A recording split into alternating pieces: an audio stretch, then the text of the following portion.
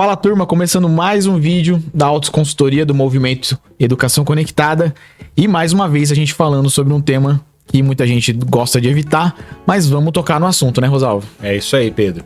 Estamos aqui mais uma vez para levar para vocês a informação. A radiação pode afetar as crianças? Parece até teoria da conspiração, né, Rosalvo? Porque a gente hoje vive num ambiente em que praticamente a gente não tem como evitar isso, né? A gente está falando de dispositivos de conectividade, de dispositivos de ligação da internet que estão presentes nas casas, estão presentes dentro do seu quarto, estão presentes nas escolas, estão presentes em tudo que é lugar. Então, se a gente levanta um assunto como esse e fala, poxa, né, a radiação pode em algum aspecto ser prejudicial de alguma forma para alguém, talvez não seja tão teoria da conspiração assim, e tem um pequeno detalhe que aí, se a gente está falando agora aqui para gestores, se a gente está falando aqui para pessoal que investe em dispositivos no ambiente educacional onde eu tenho crianças, é legal eu prestar atenção em alguns detalhes que a gente vai conversar aqui sobre, né, Rosalvo? Com certeza. E aí, primeira pergunta é: os roteadores são seguros? Eu posso confiar em colocar roteadores nas escolas para eu levar a conectividade para dentro dos ambientes? Nessa questão, eu tenho dois fatores muito importantes. Eu tenho a radiação, quando eu falo de uma conectividade em 5 GHz, e a radiação quando eu falo em 2.4 GHz. O dispositivo em si ele é seguro, o problema é o que a gente está usando, né, Rosalvo? É como a gente está usando, em que local a gente está usando, né? Então, eu tenho ali o cálculo, eu trouxe aqui para a gente hoje estudar, é um cálculo de a medida de como essa radiação pode ser segura para as pessoas. Então, tratando ali numa velocidade de 2.4 GHz, eu tenho ali a diferença de potencial. Eu tenho a potência do equipamento relacionado com a massa corporal. Então, quando eu trato de um adulto, eu tenho ali uma watts por quilograma muito baixo, né? Isso está tranquilo. Quando eu trato para um bebê, e eu estou falando de creches, em unidades escolares que tem crianças, eu já percebo uma diferença muito grande, porque a massa corporal dela é pequena. Então, esse cálculo que a gente usa de radiação segura, ele leva em consideração o peso da pessoa. Ou seja, para um bebê, essa proporção vai ser muito maior. Muito Entendi. maior.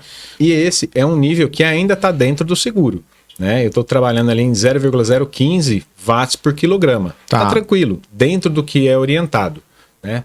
Depois a gente vai ter ali a parte que fala dos 5 GHz e a gente vai perceber como que isso muda, né? Então olha lá, quando eu trato dos 5 GHz, eu já estou tratando quase 5 vezes mais. Então para um bebê eu já estou tendo uma exposição muito maior. Está dentro do seguro ainda? Ainda está, né? Então eu tenho aqui, esse cálculo é simples de fazer. Eu tenho ali a potência, essa potência é estimada por dispositivo, do 0,23 watts é um dispositivo em 5 GHz, né? Dividido ali pela massa corporal de quem vai estar exposto. No caso de um bebê, eu coloquei ali um peso aproximado de 4 kg, então eu tenho ali o nível de radiação que ele vai receber estando dentro da área segura ainda. E o seguro aqui, o que seria, Rosalvo, que a gente pode considerar que de repente dentro desse nível é seguro? Dentro da segurança, eu vou ter ali a parte do que tem as orientações dos órgãos, né?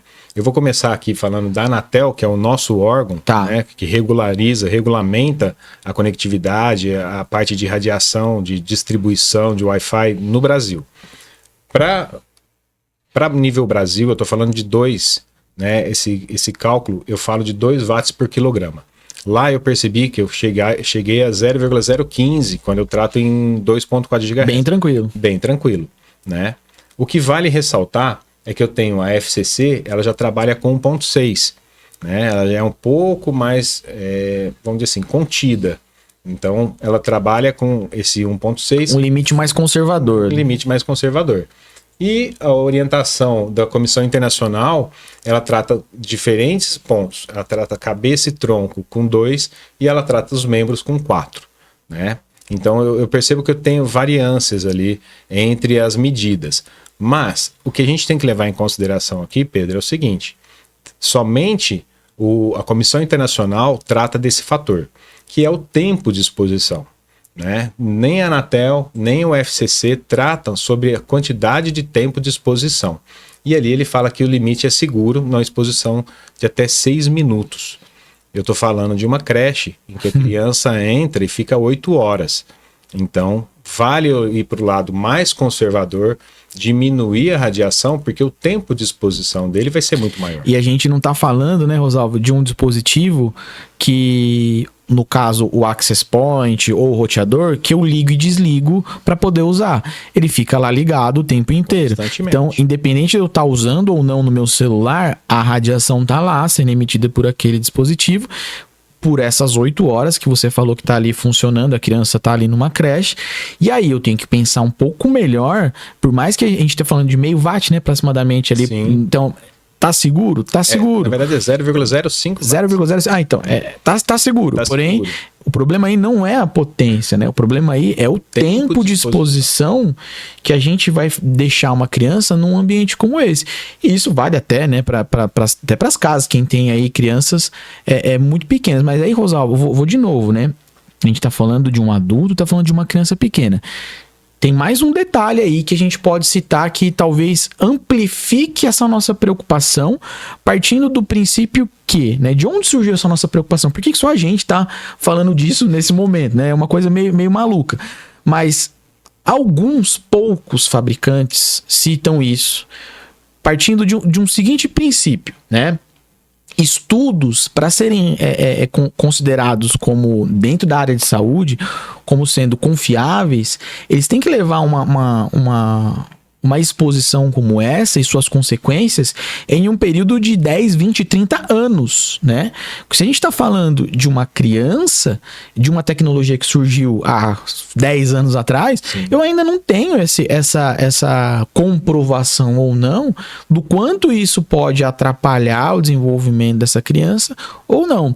E aí alguns fabricantes, né, eles começaram a se eximir dessa responsabilidade, deixando avisos e recomendações de não utilização. Então, alguns, tá, gente? Então, por isso que, partindo desse princípio, por que alguns fabricantes estão começando a citar isso como sendo uma preocupação de alguma forma e tirando um pouco da responsabilidade deles, trazendo uma não recomendação.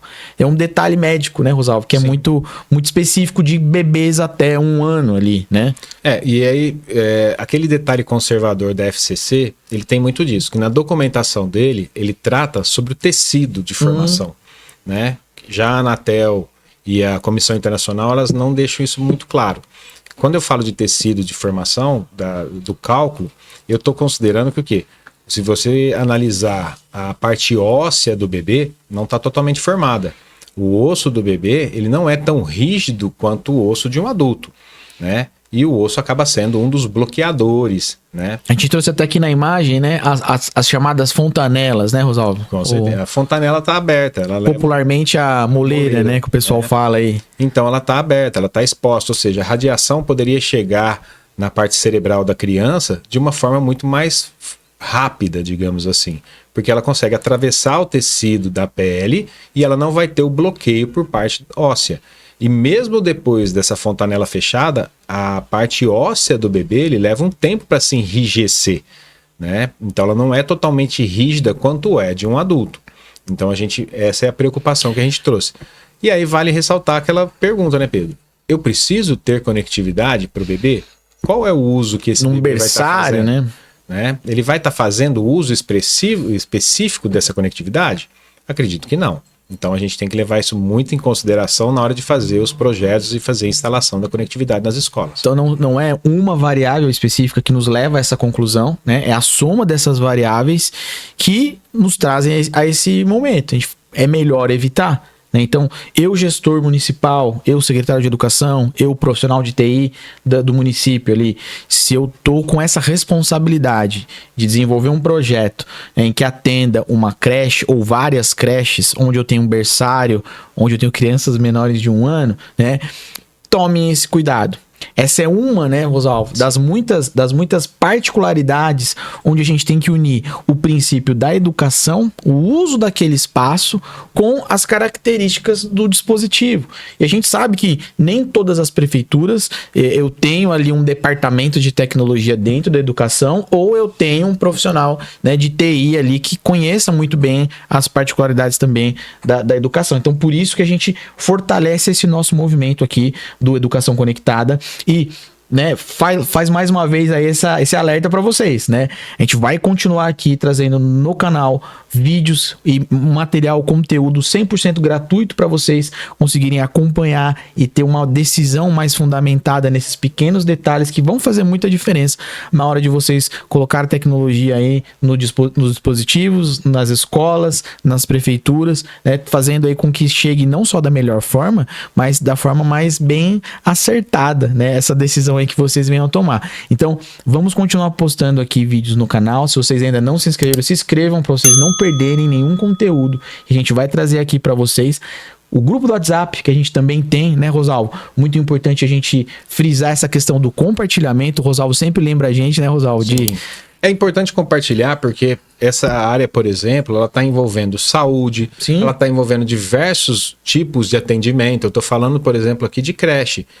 Essa relação de segurança de saúde, eu posso envolver ali a parte da Secretaria de Saúde do município, ter alguns questionamentos, até inclusive com a Anatel, com a Anvisa. Então, assim, compartilhar essa informação dentro da municipalidade é muito importante. Todo mundo está envolvido, porque um projeto de conectividade ele não vem só em escola. Sim. Né? O projeto de conectividade acontece nos postos de saúde, acontece também no lar do idoso, onde tem assistência social. Eu tenho diversos pontos, né? Eu tenho praças, então assim, é importante que todo mundo tenha conhecimento, saiba elaborar seus projetos de uma forma segura.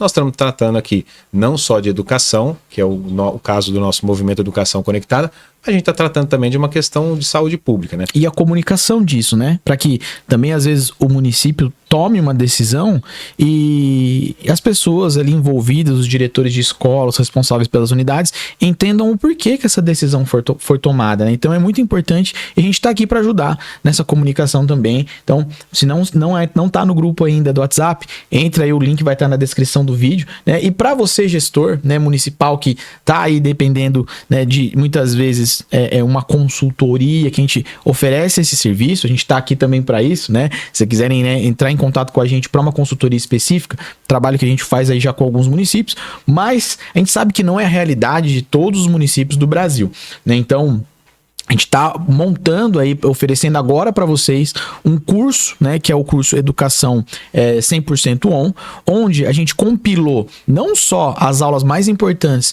que traz para quem está assistindo ali essa ideia de como eu posso conectar 100% do município partindo de boas práticas como essa que a gente citou aqui, mas também modelos de documentação que vão garantir que você tome a melhor decisão. Então, termo de referência, né, Rosalvo? Estudo Sim. técnico preliminar, isso está muito bem embasado para que o município, o gestor, tenha muito mais tranquilidade e o principal, né, Rosalvo? Autonomia, né? Que a gente fala aí, a gente está trazendo isso para empoderar o gestor municipal nessa tomada de decisões.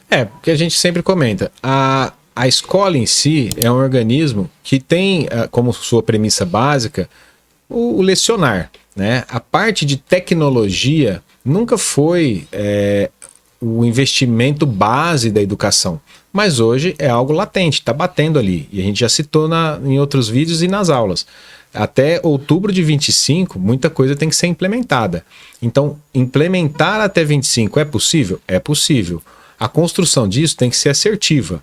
Então, tendo todo esse conteúdo base para tomada de decisão na hora das compras, fazer toda a documentação necessária para comprar o produto certo, sem ter surpresas no futuro e não comprar produtos, como a gente já citou, que hoje já não são mais permitidos de uso.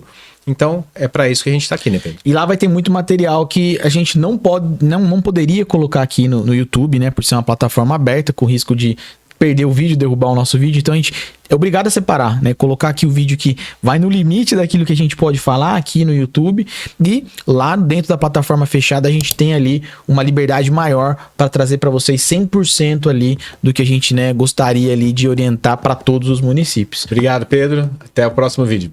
Um abraço, pessoal. Valeu, gente.